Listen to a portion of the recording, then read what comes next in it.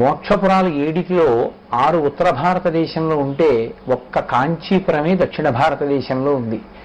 ఆ కాంచీపురంలో కామాక్షి పరదేవతా స్వరూపం లోకంలో ఉన్న వారందరికీ కూడా కొంగు బంగారమై ఆవిడ పేరే కామాక్షి అయిన కారణం చేత తన కన్నుల చేతనే అందరి కోరికలు తీర్చగలిగినటువంటి కల్పవల్లిగా భాషించింది. ఆ తల్లి గురించి చెప్తూ సచామర రమావాణి సవ్యదక్షిణ సేవిత, ఎడంచేతి వైపు లక్ష్మీదేవి ఉండి వింజామర వేస్తే కుడి చేతి వైపు సరస్వతీదేవి ఉండి వింజామర వేస్తుంది. కామాక్షి పరదేవతా స్వరూపం యొక్క పాదముల దగ్గర తల వంచి నమస్కరించినటువంటి వారికి సరస్వతీ కటాక్షమో లక్ష్మీ కటాక్షమో ఏదో ఒకటి సంభవమై ఆ అమ్మ యొక్క అనురాగపు దృక్కుల చేత వారు కోరినటువంటి కోర్కెలు తీరుతాయి. ఆమెయే కామకోటి. కామకోటి అంటే కామము అంటే కోర్కె, కోటి అంటే హద్దు.